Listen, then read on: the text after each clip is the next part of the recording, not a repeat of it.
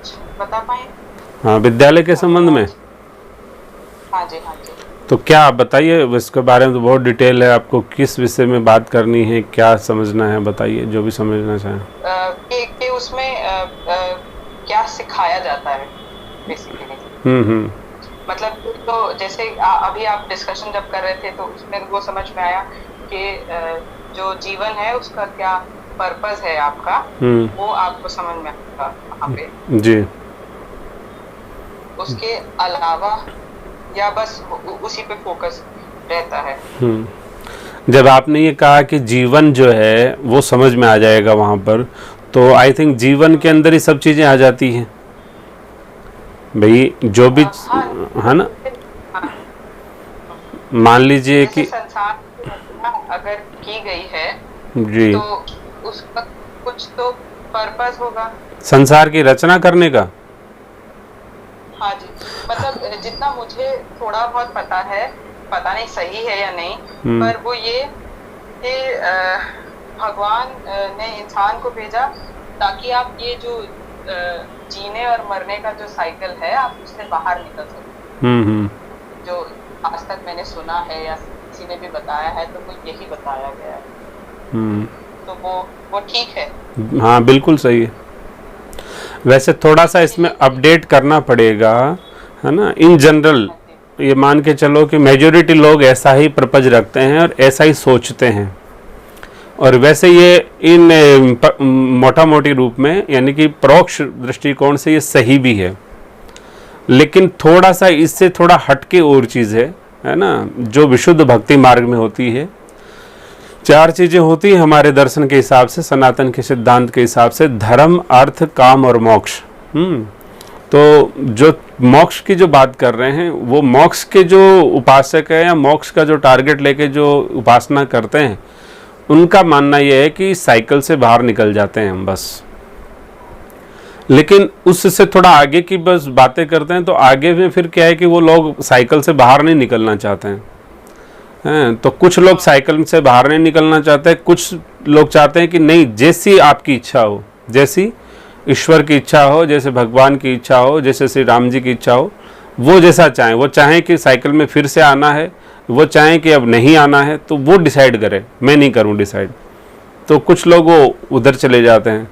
लेकिन in general major जो part है ना जो कम्युनिटी का, वो यही सोचता है कि साइकिल में आना नहीं पड़े, जीवन इसीलिए मिला है। तो यथार्थ तो यही है, जो आने वाले हैं वो फिर ईश्वर की इच्छा से आते हैं, किसी विशेष प्रयोजन से आते हैं, किसी विशेष ऑब्जेक्ट के लिए आते हैं, तो वो फिर अपने लिए नहीं आ रहे हैं। तो डेफिनेटली साइकिल से तो बाहर निकल ही जाते हैं। तो ये तो लाइफ का मेन मोटो है ही। लेकिन हम यहाँ पर अच्छा। जितना भी कुछ कर रहे हैं, अभी जितनी भी लाइफ है या जितना भी ये सिस्टम डेवलप हो चुका है आज, जैसा भी, चाहे अज्ञानता से डेवलप हुआ हो, चाहे हमारे ज्ञान का अभाव हो गया हो इसलिए डेवलप हो गया हो, कैसे भी मान लो, लेकिन डायरेक्ट इनडायरेक्टली आज जो वर्तमान में जो सिस्टम है, क्या उस सिस्टम के माध्यम से हम इस जीवन साइकिल से बाहर निकल सकते हैं? आपको ऐसा लगता है? नहीं। हाँ, क्योंकि वर्तमान का जी। फोकस है कि मैं अपने लाइफ में बस एक्सेल करूं। हम्म। मेरा भी यही पर्पस है या मेरा भी यही पर्पस था कि मतलब हर आदमी जब छोटा बच्चा होता है या जब स्कूल जाने लगता है तो सबको बस यही समझ में आता है कि मुझे अच्छा करना है कुछ अपने लाइफ में, जी। अच्छा बनना है, कुछ बड़ा बनना है। फोकस तो हमारा संसार में रहने पर ही है। जी, तो डेफिनेट। कुछ टाइम पहले, जी, बताइए बताइए। कुछ टाइम पहले मुझे शायद मैंने गीता का एक छोटा वाला वर्जन पढ़ लिया था। तो उसको पढ़ते टाइम मैंने ये चीज रियलाइज की थी कि लाइफ का तो पर्पस है ही नहीं, ये जिस पे हमारा फोकस रहता है बचपन से कि भाई मैं क्या अच्छा कर लूं। जी। शायद हम बचपन से ही गलत डायरेक्शन में चल रहे हैं। जी जी। वो डायरेक्शन ठीक करने के लिए वही होता है कि फिर टाइम लगता है। कि 30 साल 32 साल या जितना भी आपने गुजार दिया है, उस टाइम तक आपका माइंडसेट ही अलग था।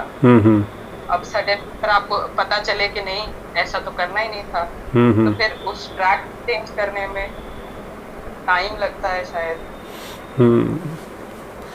ठीक है, आपका जो कॉन्सेप्ट है ना वो बहुत अच्छा है, बस इसको थोड़ा सा और शार्प करने की रिक्वायरमेंट है, हल्की फुल्की सी। बाकी आपका जो जितना विजन है वो बहुत राइट डायरेक्शन में है। वो इधर आपके फादर की वजह से हो सकते हैं या मदर की वजह से, लेकिन बहुत अच्छा है। अब इसमें आपने कुछ बातें कही हैं कि एक टाइम टेकिंग प्रोसेस है इसको समझना। अब इस वक्त पे 30-35 साल के बाद में किसी को कहो भाई अब तुम टाइम दे दो, तो उसके पास तो टाइम अपने जीने के लिए नहीं है। भाई एम्प्लॉयर कहता है कि तुम टाइम दो पूरा मुझे, हैं उधर भाई मान लीजिए हस्बैंड कहता है या वाइफ कहती है तुम मुझे टाइम दो पूरा, हैं तो ससुराल वाले कहते हैं आप मुझे टाइम दो। तो टाइम उसके पास है कितना, जितना है वो उसी में तो जीना है उसको। तो जहाँ पर टाइम को इन्वेस्ट करने की बात थी या जो टाइम रियल में अपने पास था वो बाल्यकाल ही था, बचपन था। तो जो ब्रह्मचारी आश्रम जो अपना हुआ करता था, जो पहले विद्या की परंपरा थी कि इनिशियली 25 साल आपको स्वाध्याय में, अध्ययन में, विद्या अध्ययन के लिए लगाना चाहिए। तो वो 25 साल आज तो क्या करते हैं, वो तो कचरा इकट्ठा करने के लिए लगा लेते हैं। चाहे पेरेंट्स की गलती हो या कोई बेचारा बच्चा तो अबोध ही होता है, बच्चे को तो कुछ पता नहीं होता है, ठीक है वो 15 साल 10 साल बाद में बोध आता है, लेकिन पहले तो इनिशियली तो बेचारा नील होता है, जीरो होता है। तो जो कुछ दिया पेरेंट्स ने दे दिया उसको, डायरेक्ट इनडायरेक्ट जो भी है। अब वो 35-30 बाद में उसको रियलाइज़ होता है कि मैंने कुछ लिया वो तो सारा बर्बाद था, कुछ लेना देना नहीं उसका। तो उसको बड़ा एक बहुत ज़्यादा शौक लगता है कि यार ये क्या हुआ मेरी लाइफ के साथ में। तो ना तो उसको संसार में जीना आता है, ना रहना आता है, ना जीने का उसके पास माध्यम है, कोई साधन है, कुछ भी विज्ञान नहीं है। इसलिए आज हमने 2016 में जो मेडिकल जो कैंप लगाया था 2016 राजस्थान यूनिवर्सिटी, तो उसमें 90% से ज़्यादा बच्चे डिप्रेशन के शिकार थे और 90% से ज़्यादा ही बच्चे फिजिकली अनफिट थे। क्योंकि डिप्रेशन मेंटली स्टेटस से भाई आपका मेजर करता है, मैटर करता है। तो वो क्या है कि जब मेंटली ही आप फिट नहीं होंगे तो हेल्दी भी फिट नहीं हो सकते, तो हेल्थ भी आपका नहीं ठीक हो सकता। तो जब जो समाज या जो बच्चे 90% अनफिट होंगे तो उस समाज का भविष्य तो बहुत खतरनाक होने वाला है। तो इसलिए हम लोग तो क्या थे, मान लीजिए जो आज 40 की एज में है या 35 की एज में है या 45 की एज में है, तो वो लोग तो फिर भी 50-50 सिस्टम से निकले। कुछ उसको घर से थोड़े बहुत संस्कार मिले भी थे और थोड़ी बहुत ऐसी जो मॉडर्न स्कूलें थी वो ऐसी नहीं थी जितनी वाहियात अब हो चुकी हैं। लेकिन अब जो हुई है वो तो बहुत ही वाहियात सिस्टम डेवलप हो चुका है। तो अभी वाला सिस्टम तो घर से तो कुछ मिलना नहीं उसको, और इसी सिर्फ करप्ट सिस्टम का वो पार्ट बन जाएगा बच्चा, तो उसकी ज़िंदगी तो बहुत भयावह होने वाली है। और हम आपको एक नहीं हज़ारों केस ऐसे दिखा सकते हैं जो माता पिता रो रहे हैं बहुत बुरी तरह से, लाखों रुपए उन्होंने खर्चा किया। आपने सुना होगा एक गूगल बॉय है कौटिल्य पंडित करके, वो बच्चा आया था तो वो कहने लगा, उस बच्चे ने बताया कि सर हमारे यहाँ पे अंकल प्ले स्कूल की 20 लाख रुपए फीस है स्कूल की, प्ले स्कूल में।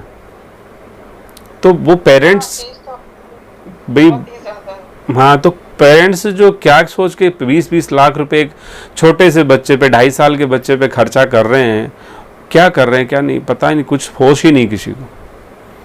तो इसलिए समाज में पूरा अंधकार फैला हुआ है। उस अंधकार में प्रकाश का माध्यम क्या है, उस प्रकाश की पूर्णता प्राप्ति के लिए एक विद्यालय की जो मूल मोटो है, जो भी बच्चा यहाँ पे आता है उस बच्चे को 100% प्रकाश देने की एश्योरिटी दी जाती है। और उस बच्चे को ही नहीं, उसकी 3 पीढ़ियों तक की एश्योरिटी दी जाती है कि 3 पीढ़ियों की समस्याओं से आप मुक्त हो जाइए।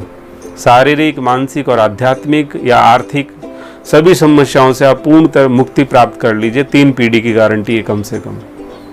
बाकी अन्यत्र स्कूलों में जब भी मॉडर्न जो करप्ट सिस्टम, उसमें 1 पीढ़ी की गारंटी छोड़ो, उस एक बच्चे की गारंटी नहीं दे सकता कोई। वो कह देगा साहब लिखित में दे दो, इसको नौकरी भी दिला दोगे आप, तो नौकरी भी की गारंटी कोई नहीं दे सकता। ये सनातन का ही एक सिस्टम है, सनातन का ऐसा पावर है जो आपको भविष्य की गारंटी दे सकता है। तो ये जो आपका स्कूल है वो मतलब बच्चे वहीं पे रहते हैं? जी, बोर्डिंग भी नहीं, बोर्डिंग है, डे बोर्डिंग है, सभी सुविधाएं हैं। अच्छा, दोनों है जी। और कहाँ है? राजस्थान में? राजस्थान, जयपुर जी। अच्छा।